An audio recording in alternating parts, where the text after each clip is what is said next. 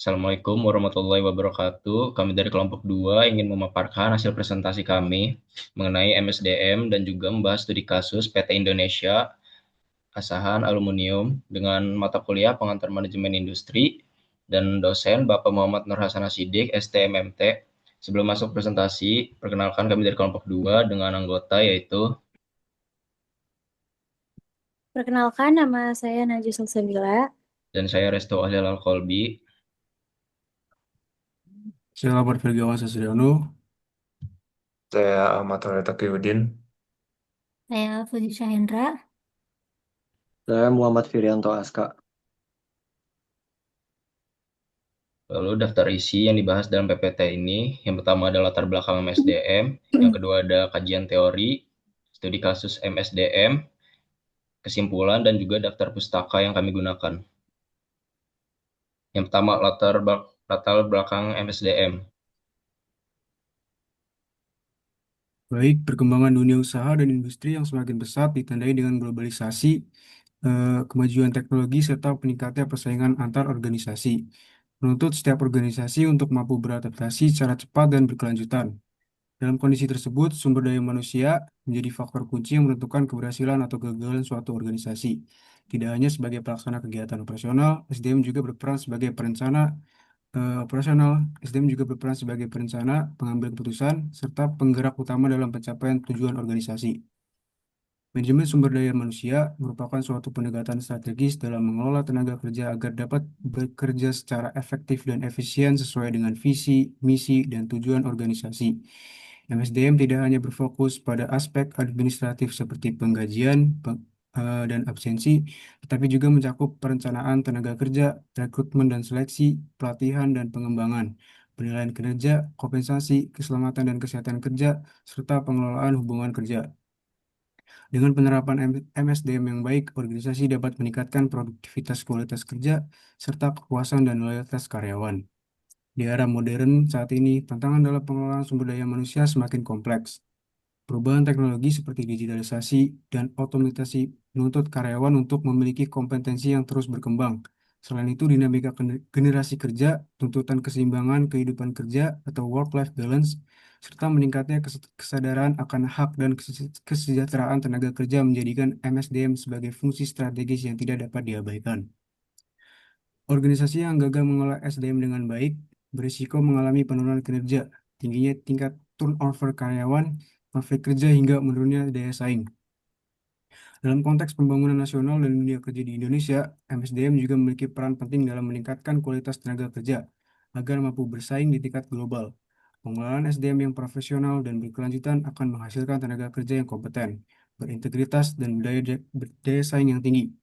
Oleh karena itu, penerapan MSDM yang efektif dan berorientasi pada pengembangan manusia menjadi keputusan utama bagi setiap organisasi, baik di sektor industri, jasa, pendidikan, maupun pemerintahan. Berdasarkan uraian tersebut, dapat disampaikan bahwa manajemen sumber daya manusia merupakan sistem elemen strategis dalam organisasi yang berperan penting dalam mengoptimalkan potensi manusia sebagai aset utama. Dengan pengelolaan MSDM yang tepat, organisasi diharapkan mampu mencapai tujuan secara optimal sekaligus menghadapi tantangan perubahan lingkungan yang semakin dinamis. Sekian. Lalu masuk ke kajian teori. Yang pertama membahas sejarah lahirnya MSDM.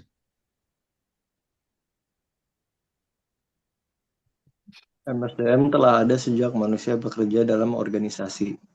Revolusi industri di Inggris menjadi awal MSDM modern. Produksi massal meningkatkan kebutuhan tenaga kerja. Perusahaan mulai memperlihatkan gaji dan kesejahteraan pekerja. Muncul sekretaris kesejahteraan sebagai cikal bakal MSDM. Berkembangnya perusahaan besar melahirkan spesialis SDM, tokoh penting Taylor, Fayol, dan Maslow.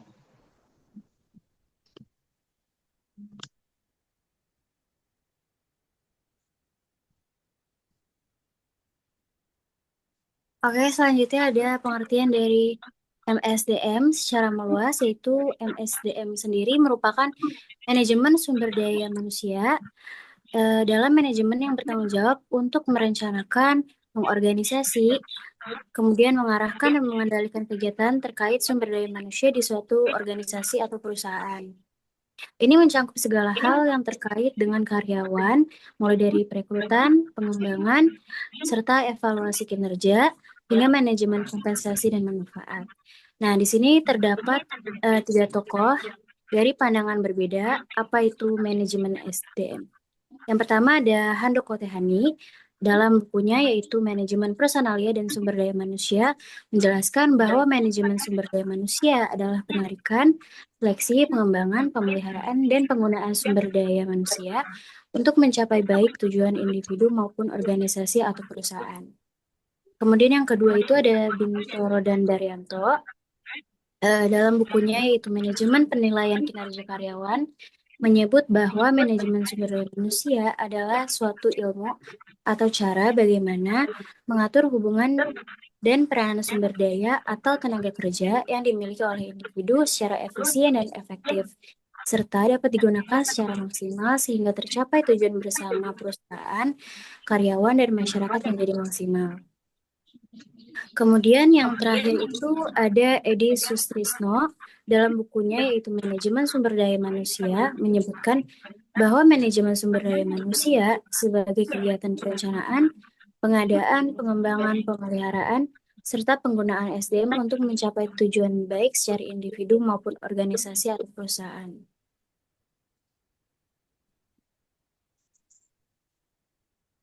Oke, boleh ke slide selanjutnya. Jadi di sini ada fungsi manajemen SDM, yaitu untuk mencapai tujuan perusahaan yang efektif dan efisien. Terdapat 3 poin. Yang pertama itu perencanaan kebutuhan SDM untuk organisasi, yaitu mereka bertanggung jawab untuk merencanakan kebutuhan SDM yang sesuai dengan strategi organisasi atau perusahaan, yang dimana melibatkan penentuan jumlah, kualifikasi, dan kemampuan karyawan yang diperlukan untuk mencapai tujuan organisasi. Terus di poin kedua ada perekrutan dan seleksi, yang dimana proses ini melibatkan menarik calon karyawan yang potensial atau memiliki potensi, kemudian melaksanakan wawancara dan melakukan penilaian untuk memilih individu terbaik yang sesuai dengan persyaratan pekerjaan. Kemudian ada poin terakhir atau poin ketiga yaitu pengembangan karyawan, yaitu manajemen SDM bertanggung jawab untuk menyusun program pelatihan dan pengembangan yang mendukung peningkatan keterampilan pengetahuan karyawan.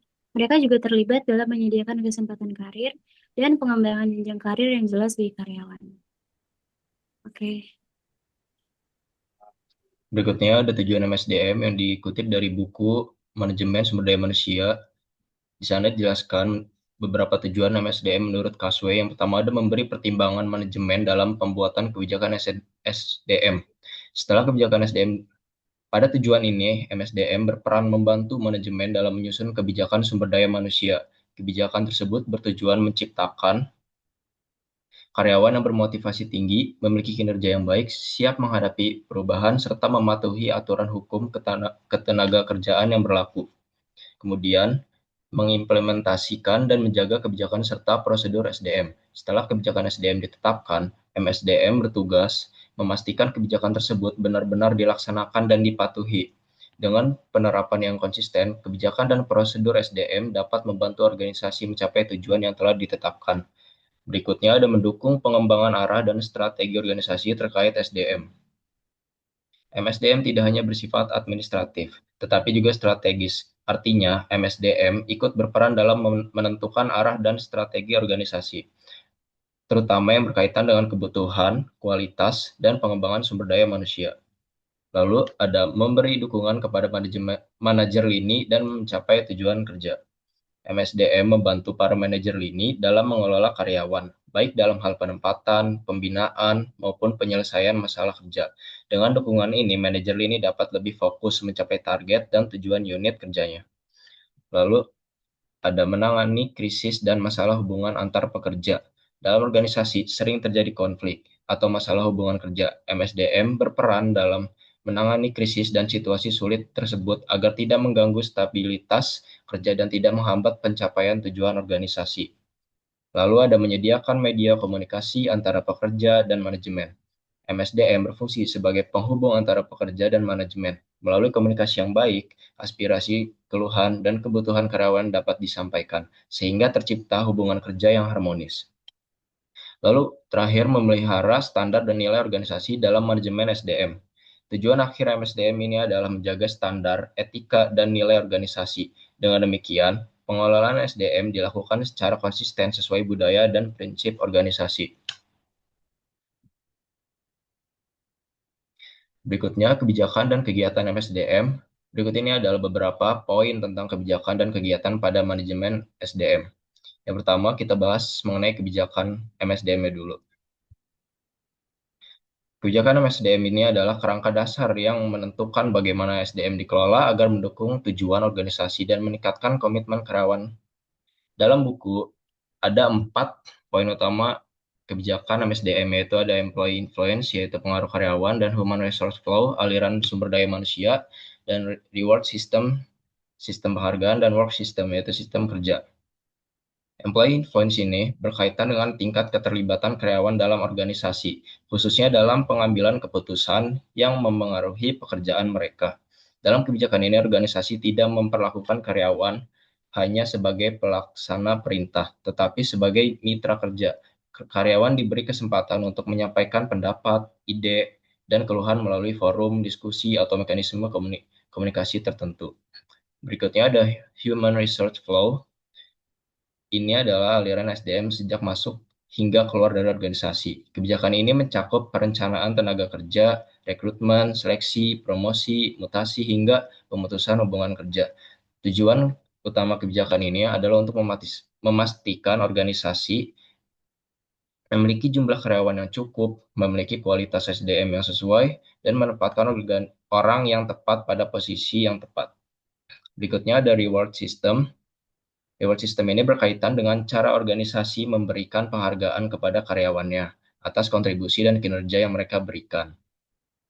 Tujuan dari kebijakan ini adalah untuk memotivasi karyawan untuk bekerja lebih baik, menciptakan rasa keadilan, dan juga mempertahankan karyawan yang berprestasi. Yang terakhir ada work system. Jadi, work system ini berfokus pada bagaimana pekerjaan dirancang dan dijalankan di dalam organisasi. Ini mencakup desain pekerjaan, pembagian tugas, kerja tim, serta penggunaan teknologi. Kebijakan ini bertujuan menciptakan sistem kerja yang efisien, produktif, dan juga mendukung kemampuan karyawan. Dengan sistem kerja yang baik, karyawan dapat bekerja secara optimal tanpa mengalami beban yang tidak seimbang. Kemudian, kegiatan dari MSDM. Jika kebijakan tadi adalah arah, maka kegiatan MSDM ini adalah pelaksanaan nyatanya dari arah tersebut. Yang pertama ada selection. Selection ini adalah proses memilih calon karyawan yang paling sesuai dengan kebutuhan organisasi. Proses ini dilakukan melalui penyaringan, administrasi, tes, wawancara, dan juga metode lainnya. Lalu yang kedua ada appraisal, yaitu penilaian kinerja. Jadi ini adalah proses menilai kinerja karyawan secara sistematif dan juga objektif. Penilaian ini dilakukan untuk mengetahui sejauh mana sih karyawan mencapai target dan menjalankan tugasnya. Berikutnya ada reward, yaitu penghargaan.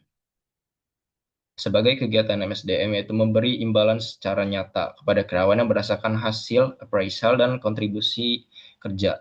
Penghargaan ini bertujuan untuk meningkatkan motivasi kerja, memberi apresiasi atas kinerja, dan juga menjaga kepuasan dan loyalitas karyawan. Tanpa sistem reward yang baik, karyawan cenderung kehilangan semangat kerja. Yang terakhir ada development, yaitu pengembangan.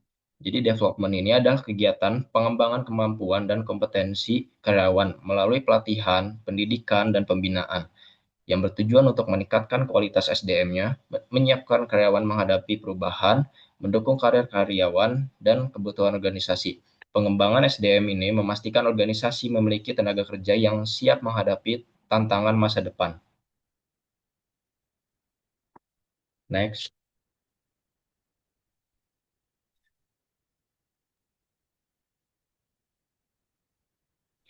Baik, selanjutnya ada basis teori MSDM. Basis teori manajemen sumber daya manusia atau MSDM ini merupakan fondasi ilmiah yang menjelaskan mengapa manusia dalam organisasi atau perusahaan perlu dikelola dengan cara tertentu untuk mencapai produktivitas maksimal. Manajemen sumber daya manusia ini berevolusi dari abad 19 ke abad 20 hingga sekarang. MSDM berevolusi dari pandangan teori klasik yang memposisikan manusia sebagai alat dalam memproduksi menjadi teori modern yang memposisikan manusia sebagai aset strategis atau human capital. Manajemen sumber daya manusia berperan penting dalam menyelaraskan kebutuhan individu dengan visi perusahaan ataupun organisasi demi menciptakan keunggulan kompetitif yang sulit ditiru melalui integrasi fungsi manajerial dan operasional. Oleh karena itu, keberhasilan perusahaan atau organisasi saat ini sangat bergantung pada peralihan gaya kepemimpinan dari kontrol ketat pada abad ke-19 menuju pemberian kepercayaan dan ruang aktualisasi diri untuk memaksimalkan potensi manusia sebagai penggerak utama yang diterapkan dari abad 20 hingga sekarang. Yang pertama ada kelompok teori klasik, ada teori manajemen ilmiah. Teori manajemen ilmiah ataupun scientific management theory yang dikembangkan oleh Frederick Taylor pada awal abad ke-19. Teori ini berfokus pada efisiensi kerja melalui standarisasi tugas dan metode kerja yang paling efektif. Penerapannya menjadi dasar bagi sistem seleksi karyawan secara formal, pelatihan teknis, dan sistem insentif upah berdasarkan hasil kerja ataupun hasil dari suatu individu dalam suatu organisasi ataupun suatu perusahaan. Yang kedua ada teori organisasi klasik atau birokrasi yang dikembangkan oleh Max Weber yang berfokus pada penekanan struktur organisasi formal ataupun tertulis dan hierarki otoritas yang jelas. Penerapannya dilaksanakan pada pembagian kerja yang dilakukan secara spesifik dan promosi yang didasarkan pada keahlian suatu individu.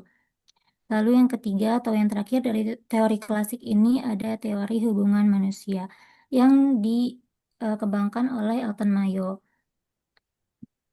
Teori ini berfokus pada penekanan bahwa produktivitas tidak hanya dipengaruhi oleh kondisi fisik ataupun upah dari suatu individu, tetapi juga oleh faktor sosial dan psikologis. Penerapannya dilaksanakan dalam komunikasi dua arah antar individu, kepuasan kerja, dan peran kelompok sosial di tempat kerja. Lalu selanjutnya ada kelompok teori modern. Yang pertama ada teori aset manusia yang dikembangkan oleh Gary Becker. Teori ini berfokus pada cara pandang manusia yang bukan sebagai biaya, melainkan sebagai investasi atau aset yang nilai ekonominya akan meningkat melalui pendidikan ataupun pelatihan. Penerapannya kini menjadi dasar bagi program pengembangan karyawan jangka panjang dan program upskilling di berbagai perusahaan. Lalu yang kedua ada teori hierarki kebutuhan yang dikembangkan oleh Abraham Maslow. Teori ini menjelaskan apa yang menggerakkan seseorang untuk bekerja lebih baik. Hierarki kebutuhan dari Abraham Maslow ini menyatakan bahwa manusia memiliki 5 tingkatan kebutuhan, mulai dari kebutuhan fisiologisnya hingga aktualisasi dirinya. Lalu yang terakhir ada kelompok teori modern yang didasari oleh research-based view. Ini dikembangkan oleh Jay Berney.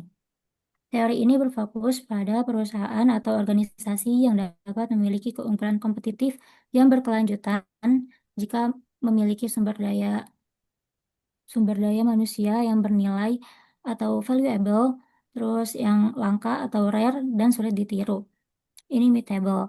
Penerapannya menekankan bahwa karyawan yang berbakat dan sistem budaya perusahaan yang unik adalah kunci sukses suatu perusahaan atau organisasi.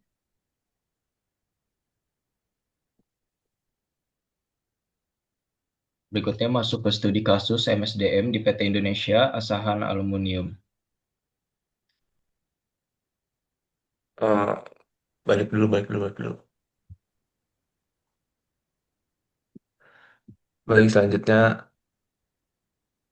ada studi kasus dari PT Indonesia Asahan Aluminium, di mana PT Indonesia Asahan Aluminium atau yang biasa dipanggil Inalum melakukan pengelolaan SDM secara khusus dengan membentuk Departemen Strategi Human Capital dan Departemen Operasional Human Capital. Departemen-departemen ini berperan dalam merumuskan strategi pengelolaan SDM yang selaras dengan strategi bisnis perusahaan. Tugas utamanya mencakup pengembangan organisasi, manajemen talenta, atau akuisisi, pengembangan, mutasi, dan retensi pegawai, serta pengelolaan rewards and performance management untuk mendukung daya saing bisnis. Lanjut,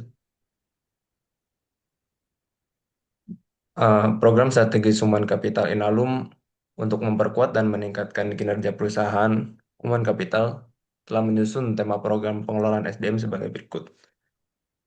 Di mana yang pertama adalah Strategic Workforce Planning atau SWP. Program ini adalah program yang dilakukan perusahaan untuk menerapkan perencanaan tenaga kerja berbasis strategi workforce planning untuk menjamin ketersediaan talenta produktif di seluruh lini operasional. Selanjutnya ada Talent Management System, di mana program ini bertujuan untuk mengidentifikasi pengembangan pengembangan kompetensi, jenjang karir, rencana suksesi, serta promosi dan rotasi pegawai berkesinambungan. Selanjutnya ada Leaders Effectiveness Program, di mana ini merupakan program coaching khusus untuk meningkatkan kapabilitas pemimpin perusahaan pada level BOD 1. Berisikan coaching langsung yang interaktif dan berbasis pada result. Yang terakhir ada Labor Union Program, merupakan inisiatif strategis Inalum untuk menjaga hubungan industrial yang harmonis dengan serikat pekerja. Program ini diwujudkan melalui pertemuan rutin LKS bipartit guna membahas isu ketenaga kerjaan dan inovasi, serta mencegah potensi perselisihan.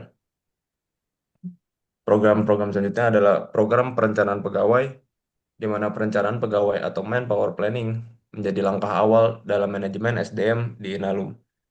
Program ini dirancang oleh Departemen Strategi Human Capital dengan mengacu pada rencana kerja dan anggaran perusahaan atau RKAP, serta menekankan produktivitas dan efisiensi. Program pertamanya adalah rekrutmen pegawai, di mana merupakan program wajib untuk meregenerasi SDM perusahaan dan strategi untuk mendukung visi dan misi perusahaan dan bagian dari upaya jangka panjang dalam memperkuat kapabilitas.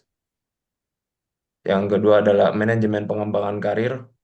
Program ini memungkinkan pegawai untuk melakukan pengembangan karir yang dilakukan berdasarkan evaluasi kinerja dan penilaian kompetensi dengan mempertimbangkan dinamika operasional. Program ini mencakup sistem kepangkatan dan jabatan, perencanaan karir, individual development plan, penilaian kinerja, mutasi, serta manajemen talenta untuk posisi strategis. Yang ketiga adalah manajemen kinerja, di mana perusahaan melakukan penilaian kinerja pegawai setiap tahunnya. Proses ini dikoordinasikan oleh Departemen Strategi Human Capital dengan pemantauan dari pimpinan di berbagai tingkat organisasi. Hasil penilaian menjadi dasar pengambilan keputusan terkait promosi, rotasi, remunerasi, dan pemetaan talenta, sehingga kinerja pegawai selaras dengan target korporasi. Dan yang terakhir adalah hubungan industrial, di mana perusahaan memiliki 3 serikat pekerja resmi, SPLEM, SPSI Kantor Peleburan, SPLEM, SPSI Kantor Paritohan, dan SPKEP, SPSI. Di mana organisasi ini ada untuk sebagai wadah aspirasi pegawai. Untuk menjaga keharmonisan, Inalum rutin mengadakan pertemuan bipartit dan menyusun perjanjian kerja bersama atau PKB sebagai pedoman kerjasama. Dan program terakhir adalah rencana pengembangan SDM ke depan. Pengembangan SDM di Inalum dipandang sebagai proses berkelanjutan tanpa akhir. Oleh karena itu, perusahaan terus melakukan inovasi agar sumber daya manusia tetap relevan dengan perubahan dan mampu menjawab berbagai tantangan. Inalum telah menyusun serangkaian rencana program pengembangan SDM yang dirancang untuk mendukung transformasi, meningkatkan kompetensi, dan memperkuat daya saing organisasi. Di mana program yang pertama adalah pengembangan talenta perempuan dan milenial. Perusahaan Inalum berkomitmen untuk menciptakan organisasi inklusif dengan tujuan mengembangkan potensi talenta perempuan dan generasi milenial. Program ini bertujuan untuk meningkatkan partisipasi aktif kepemimpinan serta kontribusi strategis dari kelompok tersebut dalam mendorong transformasi perusahaan. Yang kedua adalah penyerahan kamus kompetensi grup Mind ID. Perusahaan per-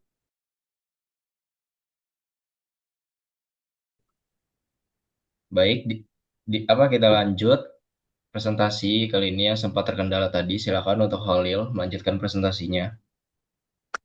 Baik, lanjut yang tadi di mana kita sampai pada penyelarasan kamus kompetensi grup Mind ID, di mana perusahaan mengimplementasikan kamus kompetensi teknis sebagai pedoman pengembangan dan penilaian kapabilitas pegawai.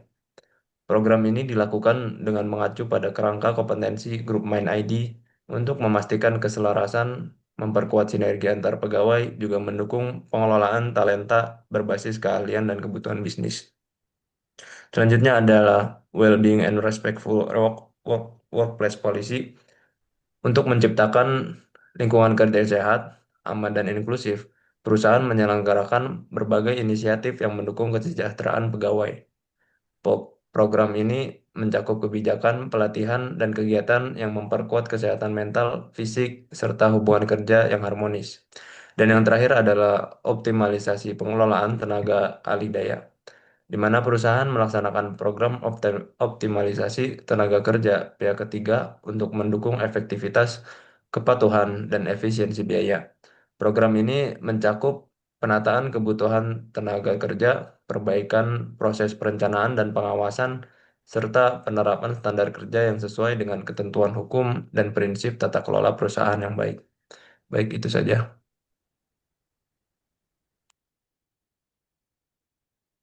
Baik, setelah panjangnya presentasi yang kami sampaikan, didapat kesimpulan yang akan disampaikan oleh Fuzi. Didapatkan beberapa poin utama dari hasil presentasi kita mengenai MSDM ini. Yang pertama ada evolusi teori MSDM.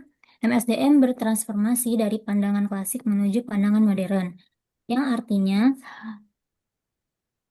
pada era klasik, yaitu pada abad ke-19 sehingga awal abad 20, manusia sering dianggap sebagai faktor produksi atau mesin yang harus diatur secara kaku demi efisiensi fisik. Namun dalam pandangan modern, kemudian pandangan ini berubah menjadi SDM diakui sebagai model intelektual atau human capital yang disebut juga sebagai aset yang memiliki keunikan tersendiri dan menjadi kunci inovasi organisasi. Lalu poin kedua yaitu fungsi strategis MSDM. Pengelolaan SDM yang efektif menyelaraskan kebutuhan individu dengan tujuan perusahaan demi keunggulan kompetitif yang sulit ditiru. Ini maksudnya pengelolaan SDM bukan lagi sekedar administrasi, melainkan langkah yang strategis untuk menciptakan keunggulan yang kompetitif. Perusahaan atau organisasi yang mampu memenuhi kebutuhan karyawannya akan mendapatkan loyalitas dan performa tinggi yang sulit ditiru oleh pesaing. Ini juga dipaparkan dalam teori resource based view. Lalu poin yang ketiga ada pendekatan motivasi MSDM. Peralihan dari kontrol ketat ke pemberian kepercayaan dan aktualisasi diri menjadi kunci produktivitas di era modern. Ini maksudnya pendekatan motivasi ini mengacu pada teori X dan Y. Teori X ini adalah yang pada zaman dahulu ini pemimpin atau manajer cenderung mengawasi dengan ketat karena menganggap bahwa pekerja itu adalah pekerja yang malas. Namun seiring bertambahnya waktu, teori X ini berubah pada teori Y, yaitu pemimpin ataupun manajer yang memberikan ruang aktualisasi diri karena percaya bahwa manusia pada dasarnya kreatif dan bertanggung jawab, sehingga ini merupakan aset untuk perusahaan ataupun organisasi menjadi semakin maju. Lalu poin yang terakhir, inti utama MSDM. Keberhasilan perusahaan sangat bergantung pada kemampuan manajemen dalam mengembangkan potensi manusia sebagai penggerak utama. Ini maksudnya secanggih apapun teknologi atau sebesar apapun modal perusahaan, manusia tetaplah penggerak utama atau yang disebut juga key driver. Keberhasilan jangka panjang sebuah organisasi sangat bergantung pada kemampuan manajemen dalam mengelola, mengembangkan, dan mempertahankan talenta terbaik. Jadi, eh, dapat disimpulkan bahwa MSDM itu merupakan investasi terbaik bagi suatu perusahaan ataupun organisasi di era modern ini. Bukanlah pada mesin, melainkan pada manusia itu tersendiri. Baik, Baik, sekian presentasi dari kami, yang dimana materi-materi tadi didapat dari daftar pustaka atau referensi sebagai berikut. Sekian dari kami, kurang lebihnya mohon maaf. Kami dari kelompok 2, wassalamualaikum warahmatullahi wabarakatuh. Assalamualaikum warahmatullahi wabarakatuh. Betul, betul. Deh.